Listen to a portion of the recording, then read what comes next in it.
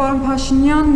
ընտրությունների օրը գիշերը ժամը 2-3-ի կողմերներ ես 4-3 ընտրատեղամասում էի Արաբկիրի, քվյատուփի մեջ ծրարների մի մասը չէր բացվել, մեկ էլ տեսնեմ դուք ասուլիս եք տալիս ու ասում եք ժողովուրդ ջան, ես պատմական հաղթանակ եմ տարել, այդ ընտրատեղամասում 1286 ընտրող մասնակցել էր քվեարկությանը, եւս 99 մասնակցել են գոսպիտալի զինվորները, այսինքն ընդհանուր առմամբ 1385 ընտրողի ձայն հաշվի չէր առնվել։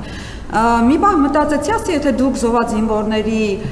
թիվը պլյուս մինուսով եք ասում, երևի մտածել եք, դե մի պլյուս մինուս 2000 ընտրող այս կողմ են կողմ, էական նշանակություն չի ունենա ձայների վրա, ու այդպես հաշվարկել եք, որ դե 2000 այս կողմ են կողմ կլինի, բայց դա համատարած էր, միայն այդ ընտրատեղամասում չէր, ավելի ուշ պարզվեց, որ թիվ 8 ընտրատարածքի բազմաթիվ ընտրատեղամասերում նույնպես ձայների հաշվարկը չէր ավարտվել։ Հիմա հարց, եթե օրինակ 2025-ի բյուջե, 26-ի բյուջե մոտ 500 միլիոն դրամ մենք հատկացրել ենք ԿԸՀ-ին։ Եթե այդ կառույցը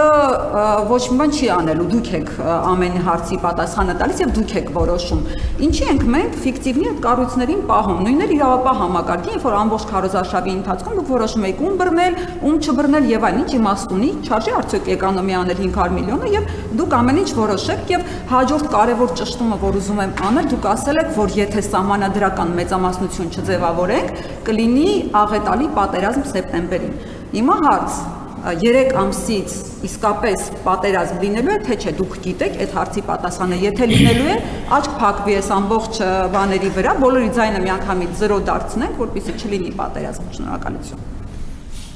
Բարեբախտաբար ընտրությունները տեղի են ունեցել ոչ միայն այն տաղամասում, որտեղ դուք եք գտնվում, ամբողջ աշխարհում, ժողովրդավարական երկրներում հատկապես, դա սովորական պրակտիկա է, որովհետև կան հարցումներ, կան ընթացիկ քվեարկության հաշվարկներ, կան տեսակարար կշիռներ եւ ի վերջո կան բազմաթիվ ընտրական տեղամասեր, որտեղ արդյունքները ամփոփված են եւ կան բանաձևեր, թե ինչքան կարող է իջնել ընտրական տոկոս։ Մենք հենց իջնելու էլի տեղ ունենք, որպեսզի էլի ունենք, որպեսզի հաղթենք, որպեսզի արձանագրենք, որ միանշանակ ընտրությունները հաղթել ենք եւ ցանկացած ժողովրդավարական երկրում նման հայտարարություններ դուք կտեսնեք եւ ոչ մի տեղ չեք լսի հարցեր, թե բա ինչի համար է կենտրոնական ընտրական հանձնաժողովը։ Կենտրոնական ընտրական հանձնաժողովը նրա համար է, որ իր արդյունքներով կամ հաստատի կամ հերքի քաղաքական գործիչների արած հայտարարությունները։ Պատերազմի քանի մենք խաղաղության օրակարգը հետևականորեն շարունակելու ենք եւ սպասարկելու ենք բոլոր հնարավոր միջոցներով եւ պատերազմ չի լինելու է խաղաղություն։